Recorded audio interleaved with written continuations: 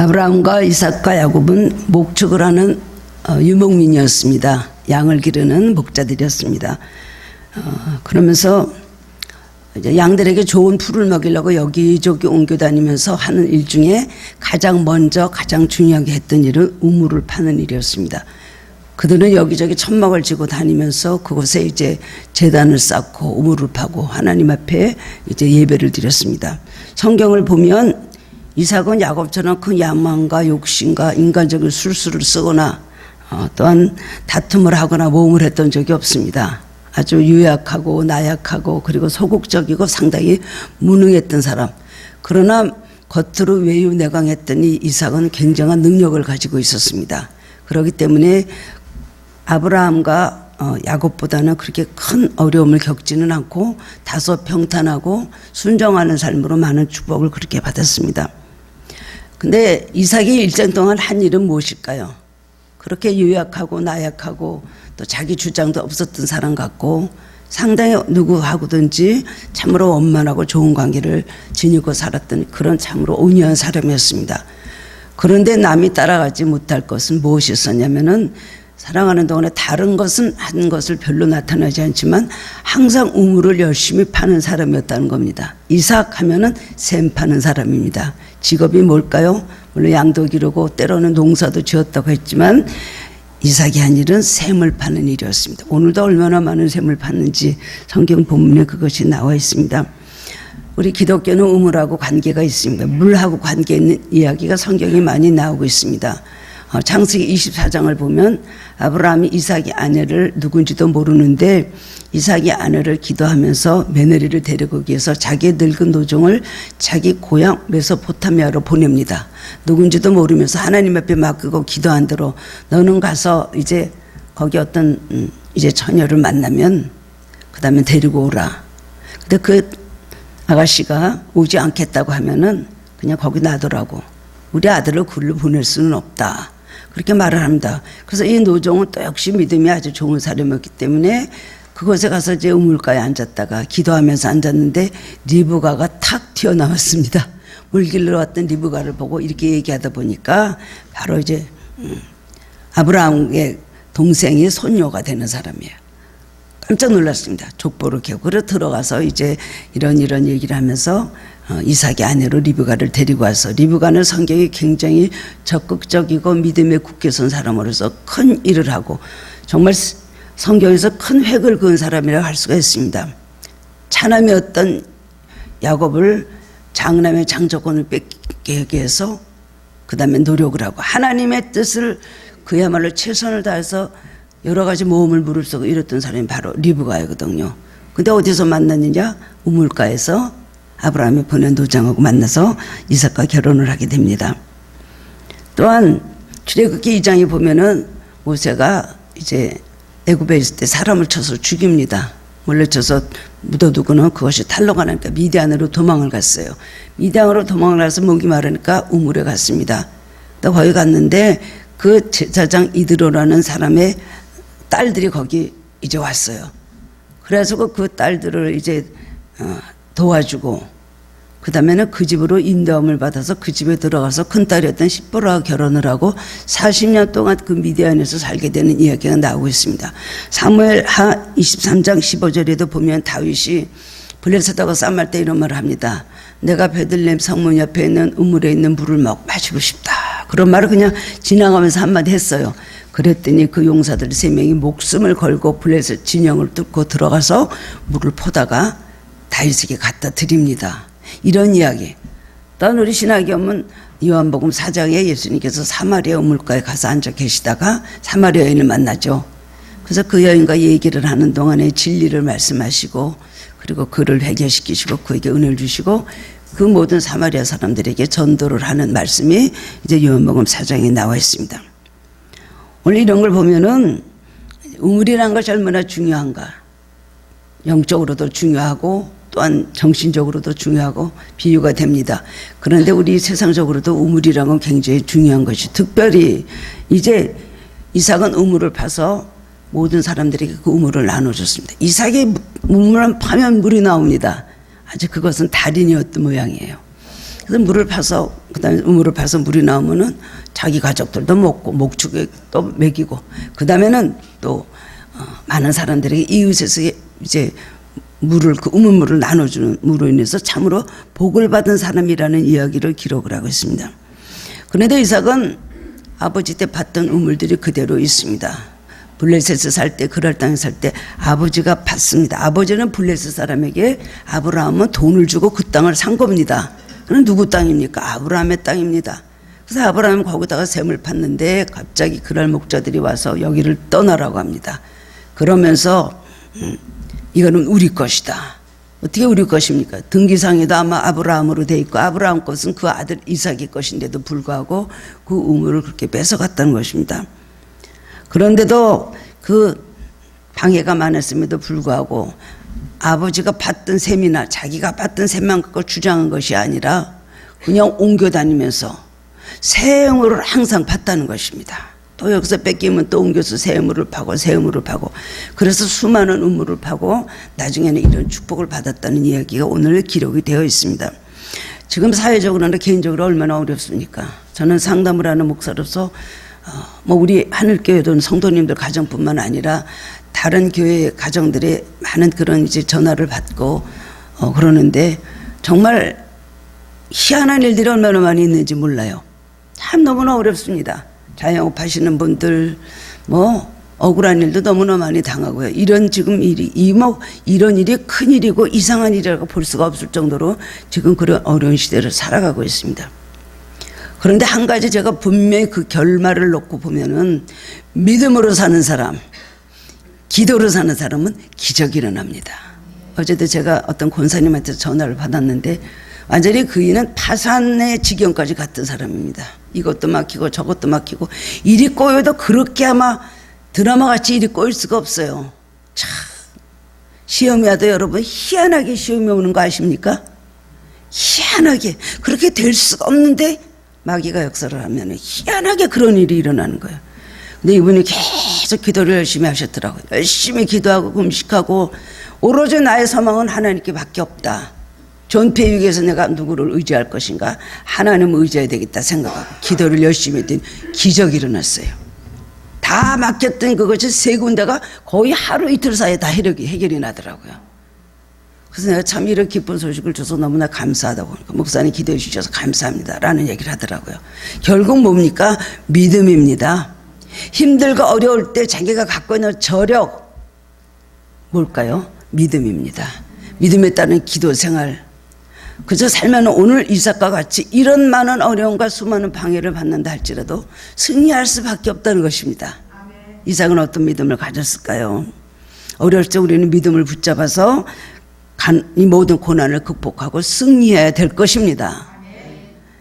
오늘 본문의 말씀을 통해서 깨달음을 얻고 함께 은혜를 나누기를 원합니다. 이 말씀 여러분에게 소망이 되고 힘이 되면 좋겠습니다. 나도 그렇게 살면 그런 기적이 일어난다는 것을 그 말씀을 내 삶에 적용해서 내 것으로 붙잡으시길 바랍니다. 첫 번째로는 이삭은 고난을 많이 받았다는 것입니다. 이삭의 신앙이 얼마나 훌륭했는지 알기 위해서는 그가 얼마나 많은 고난을 받았나. 그저 우물 뺏긴 거, 우물 파니까 우물을 그저 뺏겼다. 이렇게 성경에 나온 대로 간단하게 그렇게 얘기할 수 있는 그런 것이 아닙니다. 형통할 때도 있었지만 그러나 수시로 이제 고난이 닥쳐올 때마다 그는 많은 어려움을 겪었습니다. 이삭에 대해서는 아브라함, 이삭, 야곱 중에서는 또 요셉까지 창세기에 나오는 네 족장 가운데 가장 짧게 나온 얘기가 바로 이삭의 얘기예요. 그렇지만 이삭은 많은 고난을 받되 어떻게 했다는 얘기가 자세히 기록되어 있지 않습니다만은 이삭의 믿음은 참으로 훌륭한 믿음이었다고 할 수가 있습니다. 고난이 올 때 어떻게 했느냐, 잘할 때 어떻게 했느냐, 형통할 때는 어떻게 했느냐, 우리는 두 가지를 볼 수가 있는데 고난이 올 때 어떻게 했느냐에 따라서 그 사람의 삶이 성공할 수도 있고 실패할 수도 있다는 것입니다. 이삭이 형통했던 때는 우리 오늘 읽은 그 앞에 창세기 26장 12절 13절에 기록되어 있습니다. 이삭이 그 땅에서 농사해서 100배나 얻었고 여호와께서 복을 주심으로 그 사람이 장대하고 왕성하여 마침내 거부가 되었다. 이삭은 목축을 하는 유목민입니다. 양을이나 기를 줄 알았지 이 사람은 농사를 할 줄 몰라요. 언제 땅에다 못 심어서 해봤습니까? 처음으로 가나안에 들어와서 이제 또 이런 이방 지역에 와가지고 아버지 따라왔다고 거기서 이제 농사를 했는데 100배 결실을 얻었다는 거예요. 여러분, 아무것도 안 해봤던 사람이 어떤 그 분야에서 일을 했는데 갑자기 100배 결실을 얻는다면 굉장한 놀라운 축복입니다. 그 원인은 누가 복을 주셨다고요? 하나님께서 자기에게 복을 주셨다는 걸 알았습니다.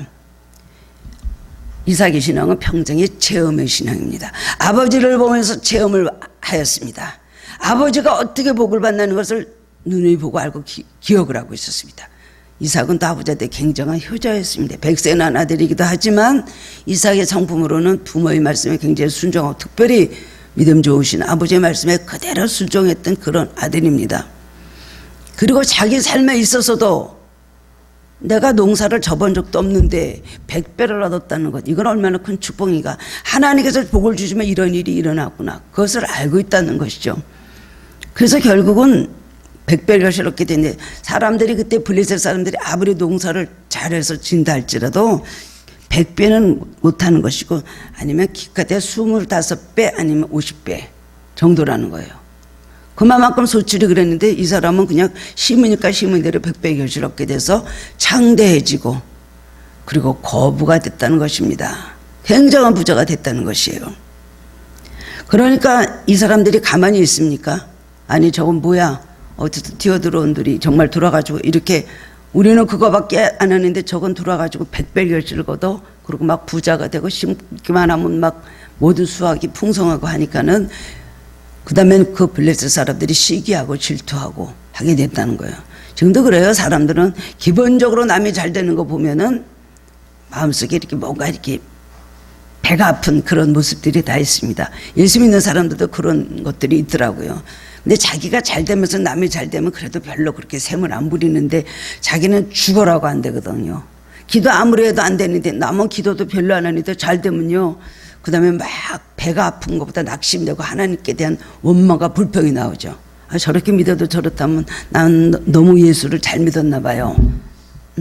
이렇게 생각할 수가 있고 불공평하다고 볼 수가 있죠. 근데 이 사람은 그런 일을 당할 때 그 블레셋 사람들이 그때부터 뭐라 하냐, 핍박을 하기 시작을 했어요.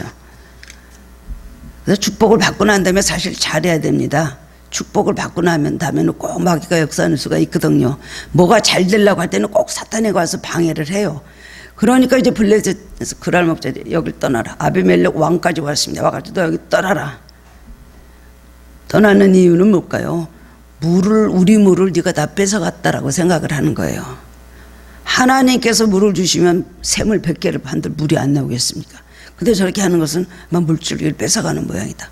그 사람들은 여기서 물이 한정되어 있다고 믿었기 때문에 이 물이 빠져나가면 저쪽에는 물이 메마른다고 생각을 했으니까 저 물을 다 뺏어가니까 저렇게 잘 되는 것보다 생각을 했다는 것입니다. 그리고 이제 떠나가라고 그렇게 명령을 하는데, 아마 우리 같으면 아니, 우리도 이거 아버지 때부터 산 거고 여기 다 등기가 나 있는 땅, 우리 땅인데 이럴 수가 있어, 법적으로 해봅시다 할 수가 있겠죠. 그러는데 결국 그렇게 말할 때 억울하고 분했지만 이삭은 아무 말 없이 조용히 그것을 떠났다는 것입니다. 그들의 행패가 거기서 그랬는데 끝나지 않고 계속 따라오면서 계속 이제 시비를 걸어오는 겁니다. 이삭이 그들을 피했을 때 겁이 나서, 이 사람들하고 다투면 내가 불이익을 당하겠다, 나는 굉장히 소수고 너희들은 다수니까 나는 안 된다, 그런 마음에서 떠난 것이 아닙니다. 하나님을 믿었기 때문에 내가 여기서 맞서서 싸우지 않겠다. 그러나 하나님께서 나를 축복을 하시면 내가 또 이런 일을 당해도 얼마든지 하나님께서 나를 회복시키실 것이라는 생각을 가지고 있었습니다. 그때는 우물이 굉장히 그것이 중요한 일이었습니다. 팔레스타인 지역은 거의 사막 지역이기 때문에 물이 생명입니다. 사람 먹고 사는데도 그렇고, 그 다음에는 또 모든 그 기르는 모든 농사하는 일에도, 그리고 목축을 하는 일에서도 물이 없으면 아무것도 할 수가 없습니다. 최고의 자산이 바로 물이라고 할 수가 있죠. 비록 이삭이 여리저리 쫓기다녔지만은, 근데 하나님은 가는 곳마다 축복해서 샘이 터져나왔다는 것입니다. 토박이 그들이 보니까 우리도 이렇게 해도 물이 안 나오는데 저건 어디 가서 물만 파면, 우물만 파면 물이 이렇게 터져나온다. 막 거기에 대해서 화가 나고 굉장히 그냥 마음에 굉장히 시기 질투가 일어났던 것이죠. 그러니까 막 샘이 났다는 정도가 아니라 그 다음에 막 따라다니면서 굉장히 포악을 하며 굉장히 많은 그런 해방을 하는 것이었습니다. 그리고 또 그 다음에 파니까 또 이삭의 목자 다투어 이르되 이것은 우리 것이다. 21절에도 또 다른 우물을 봤더니 그들이 또 다투면서 이것도 우리 것이다. 이런 일이 세상에 어디 있습니까? 셋만 파면 자기 것이를 뺏어가는 거예요. 그래도 계속해서 이삭은 이렇게 참고 다투지 않았다는 것입니다. 이런 행위는 바로 선전포고죠. 싸움 좀 해보자는 거 아니겠습니까? 싸움. 아브라함은 하도 그 싸움을 하려는 이런 이방에서 그런 사람들이 많았기 때문에 자기 집에요 380명이나 되는 군사를 기르고 있었습니다. 그때는 그런 병력이 필요했던 거예요. 근데 이삭은 그런 것 없습니다. 아브라함은 또 달라요. 그냥 무조건 거기를 그 다음에 피하고 말없이 이제 그렇게 나왔다는 것입니다. 그때 우물이 보통 12m 되는 깊이였대요. 그러면 아브라함이 지금이야 뭐 100, 200 뭐 굉장하죠. 우물의 깊이가. 그런데 그때 12m를 밟 때면 아브라함은 얼마나 고생을 많이 했겠습니까?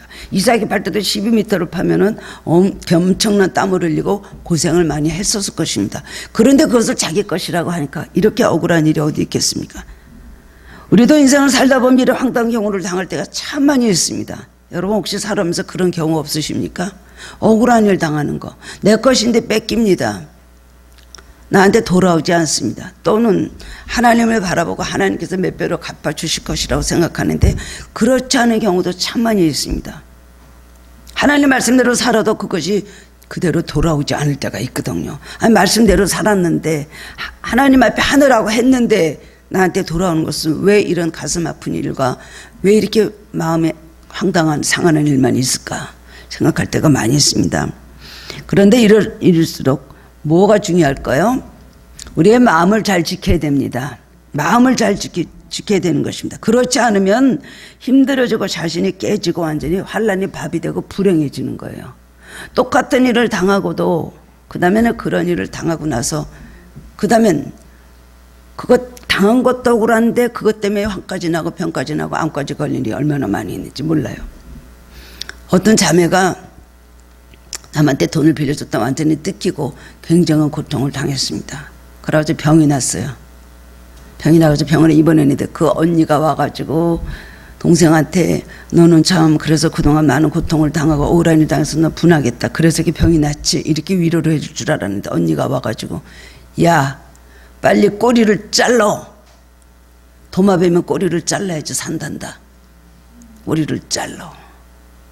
돈 잃고 건강 잃고 그럴 거야? 죽을 때까지 그럴 거야?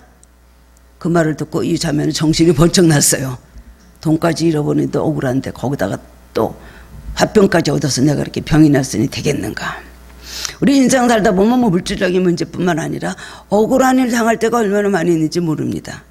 의롭게 살려는 사람들은 그런 일을 더 많이 있습니다. 중상모략 당하죠. 정말 말도 안 되는 것 같고 혐의를 씌워갖고 사람을 괴롭히는 일들 누구나 다 그런 일을 당합니다. 예수님도 그런 일을 당하시면서 평생 살으셨는데 얼마나 우리가 살면서 의롭게 살고 믿음으로 살려는 사람들한테 황당한 일이 많이 있습니까? 자기는 어떻게든지 끌어내리려고 하고 마음에 상처를 주고 그리고 핥히고 괴롭힙니다. 그럴 때 어떻게 될까요? 가장 중요한 것은 마음의 관리가 중요하다는 것입니다. 자기 감정의 관리. 이삭은 참으로 그것을 잘했기 때문에 승리할 수 있었습니다. 우리가 고난 앞에서 어떤 마음을 갖느냐에 따라서 행불응이 결정이 되는 것입니다. 고난의 때 마음을 잘 관리하기 위해서 필요한 게 바로 그런 뭘까요? 신앙이죠. 신앙으로 성령으로 우리 마음을 다스리지 않으면 이 상처받고 괴롭고 억울한 일을 감당할 수가 없습니다. 인간관계는 다 잘한다고 하면서도요 서로 상처를 주게 돼 있어요. 지혜가 부족하고 방법이 그렇고 거기다 사탄이 개입을 하면은 엉뚱한 결과가 오게 되거든요. 서로 다 피해자예요. 가해자는 누구예요? 가해자는 마귀예요. 근데 마귀는 가해를 시켜놓고 자기는 싹 빠져요. 그리고 사람끼리 신나게 싸우게 하고 너 때문이야 너 때문이야 하게 하거든요. 그리고 뒤에서는 막 박장대소하면서 박수를 치는 것이 마귀가 하는 일입니다. 여러분 하나님의 전신갑주를 입으라. 이 악한 하나님과 능히 대적하고 마귀의 모든 관계를 물리치기 위해서 하나님 전신갑주 입으라고 그랬어요. 전신갑주는 뭡니까? 이렇게 마음에 고통받고 억울한 일 당하고 이런 일 당할 때 마음 관리를 잘하는 것이 하나님의 전신갑주입니다. 마귀가 쏜 화살에 맞지 않는 거예요. 너 이것이 너의 약점이 이거지. 내가 너를 화살을 쏴서 너를 쓰러뜨리겠다. 쏴도요 탁 피하고 안 맞는 거예요. 마귀는 우리의 약점을 너무나 잘 알고 있어요. 우리 성격의 모든 단점을 너무나 잘 알고 있어요. 너는 이것만 건드리면 넘어가지. 너는 요것만 뺏으면 너는 뒤집어지지. 너는 요것만 내가 너 긁어놓으면은 너는 거기서 다 넘어가지. 마귀는 너무나 잘 알고 있거든요. 그런데 우리는 이런 일이 생길 때마다 마음 관리를 잘해야 되는 것입니다. 이삭이 가장 훌륭한 점, 마음의 평정을 잃지 않았다는 거예요. 마음의 평안을 잃지 않았다는 거예요. 평안은 하나님께서 주시는 것이고 마귀는 그 평안을 뺏어가는 자고 도둑하는 자, 바로 강도요 도둑이라고 예수님께서 말씀을 하셨습니다. 오늘 그렇습니다. 이삭은 하나님만 바라보는 믿음의 사람이었기 때문에 어떤 일이 있어도 마음이 흔들리지 않고 담대함과 평안함을 끝까지 유지할 수 있었던 것입니다. 그러니 그것이 고난을 이기는 비결이 되었습니다. 그러면 두 번째로는 이삭은 어떤 신앙을 가진 사람이었습니까? 오늘 주제는 이삭의 신앙. 우리가 본받아야 될 신앙, 고난의 때 특별히 본받아야 될 신앙에 대해서 저와 은혜를 나누길 제가 원해서 이 말씀을 정했는데요. 마음을 잘 지켰다는 것입니다. 다시 말하지만 시련의 순간마다 이삭이 마음을 지킨 것을 보면서 우리는 인생을 살아감에 있어서 마음 관리, 감정 관리가 얼마나 중요한가. 이것이 굉장히 중요한 겁니다. 좋을 때 잘하는 건 누가, 기분 좋을 때 예수 잘 믿는 건 누가 못합니까? 뭐 일이 잘 돼 나갈 때, 그럴 때 누가 막 하나님 앞에서 정말 올바르게, 밝게, 힘있게 사는 거 누가 못합니까? 그런데 고난이 올 때, 생각 밖의 시험이 올 때에 이 시험을 어떻게 이길 수 있느냐? 자기 감정 관리, 자기 마음 관리를 잘해야 된다는 것입니다. 사실 인생 모든 만사가 다 마음 먹기에 달렸습니다. 마음 먹기에 달렸어요. 우리 마음에서 승리하면 현실에도 승리하는 것입니다. 반대로 마음에서 실패하면 현실에도 실패하는 것입니다. 그래서 마음은 인생의 승부를 가르는 격전지다. 영적 전쟁이 어디서 일어나요? 우리 마음에서 일어나는 거예요. 마귀가 어디서 와서 싸워요? 우리 마음에서 싸우는 거예요. 이렇게 할까 저렇게 할까, 이것이 옳은가 저것이 옳은가. 어디에서 또 싸움이 일어나요? 우리의 영적 전쟁은 우리 생각과 우리 마음에서 일어나는 것이에요. 그렇기 때문에 우리는 그런 것이 들어오지 않도록 마음 관리를 잘해야 된다는 것입니다. 마음은 인생의 승부를 가리는 격전지다. 그 마음에서 그냥 전쟁이 끊임없이 일어난다는 것이죠. 마음을 다스릴 줄 아는 사람이 되어야 되는 것입니다. 그런 사람이 인격자고 그런 사람이 신앙이라고 할 수가 있는 것입니다. 마음이 더 문제인 것이, 문제가 아니라 마음이 더 문제라는 것입니다. 잠언 4장 23절에 보면 유명한 이야기가 있습니다. 모든 지킬 만한 것 중에 더욱 내 마음을 지키라. 생명의 근원이 이에서 남이니라. 마음을 지킬 때 생명이 있다는 것, 마음을 지키지 못하면 죽음이 온다는 것이죠. 또한 잠언 16절 32절에 보면 노하기를 더디하는 자는 용사보다 낫고 자기의 마음을 다스리는 자는 성을 빼앗는 자보다 나으니라. 아무리 대단한 용사라도 마음을 다스리지 못하면 쫄짝못같이 망하고 된다는 것이에요. 이 마음이 얼마나 중요한지 모릅니다. 그러면 마음을 어떻게 잘 관리할 수 있을까요? 마음 관리의 모든 성패는 보는 관점에 있습니다. 문제를 어떻게 보느냐에 따라서 다른 것이죠. 컵을 정면에서 보면 기다랗죠. 위에서 내려보면 동그랗죠. 우리가 보는 시각에 따라 다 다른 것입니다. 또 컵에 물이 반쯤 있으면 절반이나 있네 라고 하는 사람이 있고, 어떤 사람은 물이 반밖에 없네. 보는 시점에 따라서 문제가 다른 거예요. 어떤 어머니가요, 공부를 정말 잘 안 하는 자기 아들이 있었습니다. 그래서 그 아들이 고등학생인데 성적표를 들고 와서 엄마 내 성적 보여줄까? 보여주니까요, 다 형편없는데 체육 하나만 성적이 높아요. 그 아이는 체육을 내가 이렇게 잘했다는 칭찬을 받고 있어 엄마 아빠면 성적표를 갖고 왔던 모양입니다. 엄마가 이렇게 보더니 뭐야? 다 완전히 이런 점 쓰고 체육 하나만 잘하는구만. 맨날 뛰어다니기나 하니까 체육이나 하나 잘하지. 막 야단을 쳤어요. 근데 똑같은 성적표를 받은 어떤 다른 엄마, 어떤 아이가 있었는데 그런 엄마한테 갖다 주니까 다 잘하는데 한 과목은 특히 우수하구나. 그렇게 말했다는 거 아닙니까? 이러기가 쉽지 않죠. 보는 관점에 따라서 모든 문제가 달라질 수 있습니다. 비관적으로 보면 까만 눈을 쓰고 쳐다보면 이 세상이 다 까만 거예요. 세상의 모든 거 다 빨간 거예요. 파란 색안경을 쓰고 있으면 다 파란 거예요. 여러분 선글라스를 왜 낍니까? 햇빛 안 들어오게 하려고. 꼼꼼하게 보여서 이 눈을 보호하기 위해서 선글라스 쓰는 거 아니에요.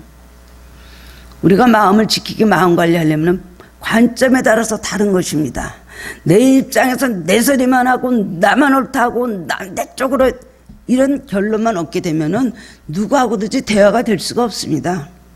여러 가지를 생각할 수 있는, 상대방도 생각하고 이쪽도 생각하고 저쪽도 생각하고 폭넓은 시야를 가질 때 그 사람이 지혜로운 사람이 될 수가 있고 또 주변에 많은 사람이 있을 수가 있는 것입니다. 이삭의 경우는 마찬가지였습니다. 계속되는 고난의 상황을 긍정적인 시각으로 바라보았어요. 어떻게 그렇게 할 수 있었을까요? 믿음을 가졌기 때문입니다. 하나님이 계시지. 우리 아버지를 어떻게 축복하셨냐? 갈대우를 떠나서 아무것도 없이 여기까지 올 때 하나님께서 지켜줘서 많은 이방인들과 맹세 위험과 가난의 위험과 말도 못할 많은 위험을 갖고도 우리 아버지는 축복받고 살았잖아요. 이 창세기 26장은 아브라함이 이삭을 모리아산에서 22장에서 하나님 앞에 번제물로 드리고 난 그 다음에 바로 그 다음에 있었던 사건이기 때문에 이삭은 너무나 많이 알고 있었잖아요. 자기 아버지가 자기 죽이려고 번제물로 모리아산에 가서 나무를 올려놓고 그 위에다 올려놓고 자기를 제물로 묶어놓고 칼로 찔리려고 하는 순간에 하나님의 음성이 들렸잖아요. 그 아들에게 아무것도 하지 마라. 내가 나를 정말 경외하는 줄 내가 알았다. 그리고 뒤를 보니까 수풀에 수장이 하나 있었잖아요. 그거 갖고 번제드리고 자기 살아왔잖아요. 여호와의 축복을 받은 걸 알고 있었기 때문에 이삭은 이런 일이 있어도 흔들리지 않았습니다. 여러분 어떻습니까? 여러분 삶 속에 기적을 체험한 적이 한 분도 없는 분 있으면 한번 손 들어보시기 바랍니다. 또 기적을 기적으로 안 치면 할 말이 없어요. 이 질문에는. 나는 기적을 체험했습니다.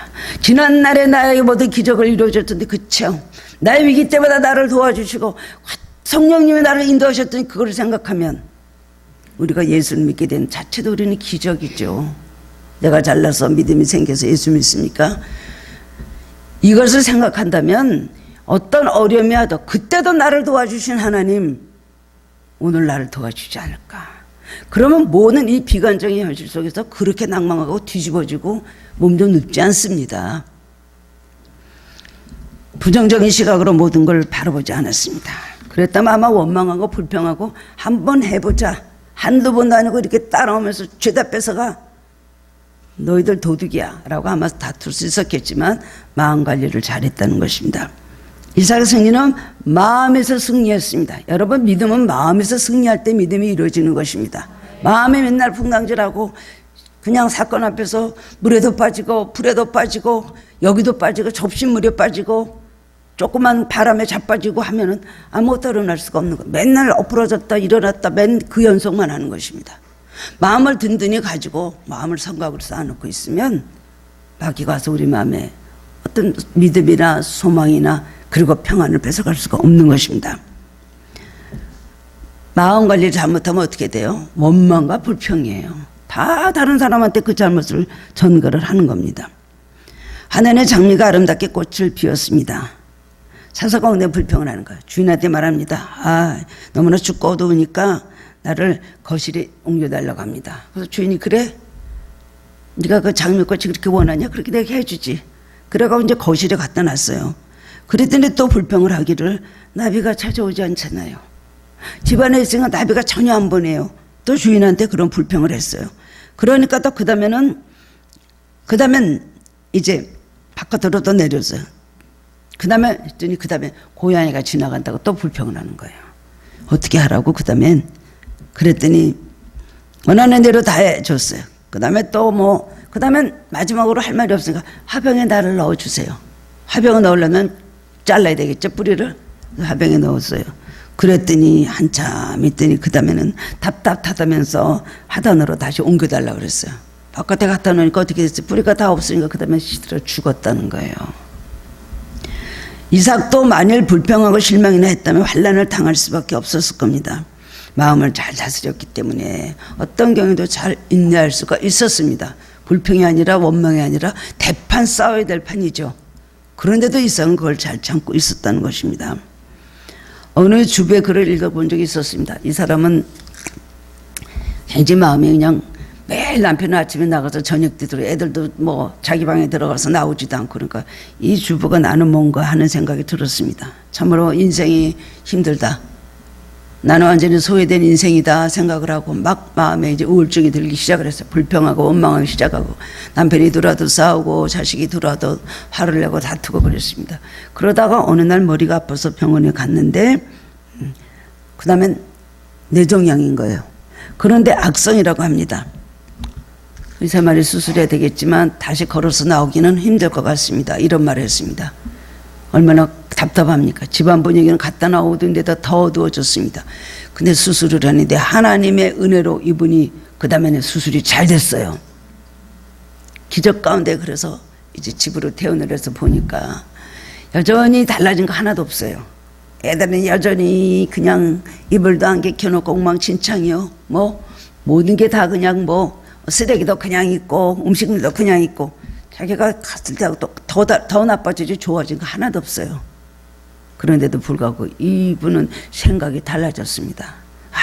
살아있는 것만 해도 감사하구나. 애들이 저렇게 저러면서 밥 먹고 그 다음에 어지르고 뛰어다니는 게 얼마나 감사하냐. 그때부터 보는 시각이 완전히 달라졌던. 그러니까 그 다음에 좀 치료를 받고 나서 깨끗이 고침을 받았습니다. 우리가 인생에서 승리하기 위해서는 환경이나 조건을 바꾸는 것도 중요하지만 정말로 중요한 것은 마음을 바꾸는 것이 중요합니다. 마음을 바꿔야 됩니다. 긍정적인 것으로 받아들이도록 노력을 해야 되는데 조그만 일이 안 되면 절망하고 좌절하고 인생의 끝이 왔다고 생각을 하고 마지막으로 생각하는 것이 다 잘못된 것이죠. 그렇습니다. 그 다음엔 이삭은 기쁜 마음으로 인내했다는 것입니다. 동화작가 안델슨의 썩은 사과라는 그런 이야기가 있습니다. 옛날에 가난한 노부부가 살고 있었는데 그 우리나라에 왜 노래 있죠. 잘했군 잘했어. 남편이 뭐라 그러든 뭐 그냥 영감 뭐 이렇게 또 뭐 이렇게 그다 잘했군 잘했어 그 노래 아니야. 그런 것이 안델슨의 그 썩은 사과라는 그 이야기도 나옵니다. 그래갖고 이제 할아버지는 바람비를 팔아서 좀 더 쓸모있는 물건하고 바꾸려고 그래가지고 그 다음에 시장으로 갔습니다. 암소로 바꿨어요. 그 다음엔 또 그 다음에 암소를 바꾼 다음에 그 다음에 또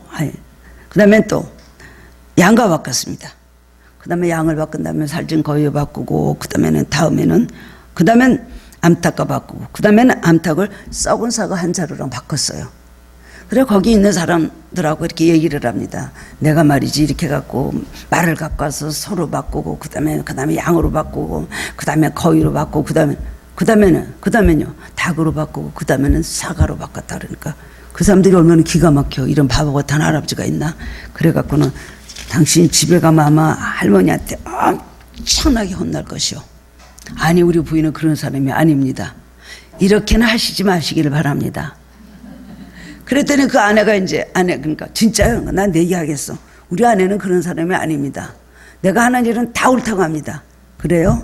그러면 내가 금화 한 자루를 줄 테니까 이건 내게 해가지고 우리 이기는 사람이 금화 한 자루를 하기로 합시다.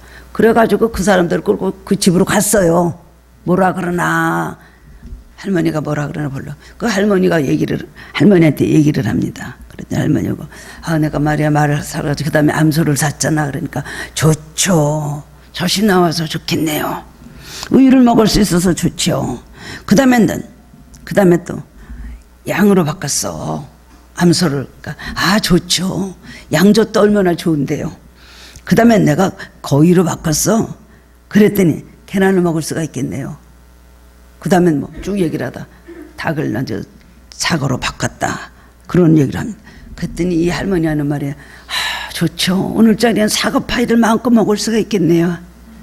그래서 그 사람들이 금화 한 자루를 줬다는 얘기입니다. 그러니까 뭐 사과 한 자루하고 금 한 자루를 얻은 거 아니에요? 뭐 이런 건 극단적인 얘기로 이제 동화에 나온 이야기지만 이삭 역시 마음 관리에 성공했던 사람이라고 할 수가 있습니다. 참 이삭은요 숨어 있는 사람이지만 너무 개성이 강한 아버지, 특별히 개성이 강한 아들한테 이렇게 숨어서 그 그늘에 가려 있었지만 이삭과 같은 훌륭한 사람이 없습니다. 이삭은 예수님을 예표하는 사람입니다. 온유하고 겸손하고 양순하고 인내하고 순종하는 사람, 이것이 바로 이삭이거든요. 이삭이 얼마나 착한 사람인지요. 아버지 아브라함이 세상을 떠났습니다. 그랬더니 어떻게 했느냐, 그 이스마엘을 찾아갔어요. 이복형 이스마엘. 그 쫓겨나가지고 먼데 가서 살고 있었잖아요. 지금 같으면 아마 이복 형제들이 찾아올까봐 벌벌 떨 겁니까? 벌거 아닙니까? 아, 이거 돈 어떻게 좀 유산 갖고 또 싸움 일어나지 않겠느냐. 그런데 가서 그 다음에 이스마엘을 가가지고 이스마엘 형을 데리고 와서 아버지 장례를 잘 치렀다는 거예요. 이럴 수 있습니까? 이삭은 인격자입니다. 이름이 있었던 사람이지만 이삭은 참으로 인격자라고 할 수가 있습니다. 원망했다, 싸웠다, 시험 들었다, 열받았다라는 말이 한 번도 나오질 않아요. 이거 보면은 얼마나 이삭이 훌륭한 사람인지. 여러분, 믿음은 믿음에 해당하는 어떤 행위가 따라야 됩니다. 믿었다고 믿음이 아니에요. 회개도 그렇습니다. 나 회개했습니다. 나 대판 울고 회개하고 내가 진짜 잘못한 거 알고 내가 거듭났다니까요. 회개라는 건 회개하는 그 장면이 문제가 아니에요. 그 다음에 회개를 했으면 생활에서 오랫동안 그 회개의 열매를 맺어야 되는 거예요. 저 사람이 회개했어. 막 기도하다 뒤집어지고 굉장했어. 막 울고 여러 시간 동안 막 굉장했단다. 그거 회개 아니에요. 그때부터 회개의 열매를 맺으면서 계속 시간이 갈수록 거듭남의 증거가 나타나야 되는 그것이 온전한 회개인 것입니다. 순간적인 어떤 일에 나타나는 그 회개가 아니라는 거예요. 신앙이라는 것도 한 번 믿었습니다. 아, 내가 요새 막 뜨거워지고요. 내가 요새 뭐 어제 만약에 그런 얘기도 하죠. 그런 때가 누구에게나 다 있어요. 그것을 가지고 그 사람의 믿음을 나타낼 수 없는 것이죠. 야곱은 물론 힘쓰는 신앙으로서 천사가 써서 한뼘배 부르짖같이 그렇게 기도했던 사람이죠. 왜 야곱을 훌륭하다고 성경이 크게 두각을 해서 나타내고 있습니까? 그거는 말세를 사는 성령의 시대에 우리들의 모습을 말해주고 있는 거예요. 영적 전쟁을 많이 치르고 마귀의 싸움에 회방이 많지만 이렇게 싸우는 신앙으로 성령의 충만함으로 살아라. 그렇게 했기 때문에 성령의 시대에 우리에게 나타나는 신앙의 모델로 그 흠맞고 했던 영적 사람이 되라는 것, 영적인 것에 욕심을 내라는 것, 그거에 대해서 야곱에서 굉장히 칭찬을 하고, 사실은 이삭이 얼마나 훌륭한 사람인지 모릅니다. 어디 어느 면을 비춰보거나 이삭은 흠할 데가 없는 사람이었어요. 인간관계도 그렇습니다. 자식으로서 아버지의 관계도 그렇습니다. 모든 관계가 이삭은 이렇게 온유하고 화평하고 겸손하고 그리고 늘 인내하는 신앙, 그리고 기도하는 신앙이었어요. 리브가를 데리고 올 때 이삭은 들에 앉아서 기도하고 있었다 그랬어요. 부잣집 외동아들이 뭐가 아쉽다고 어디 가서 좋은 아가씨를 데리고 오겠지 라고 하지 않았을까요? 그런데도 불구하고 들에 앉아서 리브가 자기의 그 아버지가 정해 주신 그 아내를 데리고 올 때까지 순종했고요. 그 다음에 순종하고 그 다음에는 그 아내가 올 때까지 들에 앉아서 계속해서 기도하고 기다리고 있었다는 거예요. 순종하는 믿음, 참 이삭의 믿음은 대단한 믿음이라고 할 수가 있습니다. 그래서 이삭은 예수님을 예표하고 상징한다고 우리는 신학적으로 그렇게 풀이를 하고 있습니다. 하나님만 의지했습니다. 참 쫓겨다니며 불안당한 상황이 있었지만 하나님만 의지하였습니다. 그리고 복은 인간이 주는 것이 아니라 하나님께서 주신다는 걸 잘 알고 있었거든요. 내가 여기서 싸울 필요가 없어. 내가 물 갖고 싸울 필요가 없어. 내가 우물 갖고 뭐 이래봤자야. 그때 우물이라는 건 뭐예요? 지금으로 말하면 물질이죠. 우물이 바로 돈 나오는 바로 모든 것의 근본이 되는 것인데 그것 때문에 싸우지 않았다는 것이에요. 하나님의 어떤 분이신지 아버지를 통해서 잘 알고 있었습니다. 이삭은 이런 믿음을 가지고 끝까지 잘 참고 견뎠다는 것입니다. 본문 뒤 24절을 보면 그 밤에 여호와께서 그에게 나타나 이르시되 나는 내 아버지 아브라함의 하나님이 두려워하지 말라. 내 종 아브라함을 위하여 내가 너와 함께 있어 내게 복을 주어 내 자손이 번성하게 하리라 하신지라. 아마 밤에 기도하고 있을 때 하나님께서 나타나셔서 말씀을 하셨습니다. 그리고 축복하시겠다고 또 약속을 하셨습니다. 하나님은요 미리도 말씀하십니다. 야곱이 이제 형 에서의 장자권을 뺏고 도망가면서 베델에서 쓸쓸하게 정말 돌베개를 베어서 너무나 황량하고 처량하고 절망적일 때 하나님께서 나타나셔서 말씀하셨습니다. 하나님 우리가 고난당하기 전에 어려움이 있을 때 미리 말씀하십니다. 여러분 어떤 어려움이 오기 전에는 기도를 그렇게 잘 많이 시키세요. 그럼 축복이 올라 그러나 무슨 좋은 일이 있으려 그러나 기도를 얼마나 시키시는지 몰라요. 전 경우가 항상 그랬습니다. 근데 기도를 하다 보면 나중에 좋은 일이 있는 게 아니라 큰 시험이었거든요. 그럼 왜 이렇게 좋은 일이 있는 줄 알았는데 이런 시험이 올까? 그 시험을 이기기 위해서 기도를 시키신 거예요. 근데 하나님은 반드시 하나님 앞에 잘하고 난 다음에 나타나십니다. 하나님 앞에 잘하고 난 다음에 나타나셨어요. 하나님께서 가서 롯을 구하고 왔죠. 아브라함이 전쟁이 났는데 롯이 포로가 돼서 잡혀갔습니다. 소도망도 다 잡혀갔어요.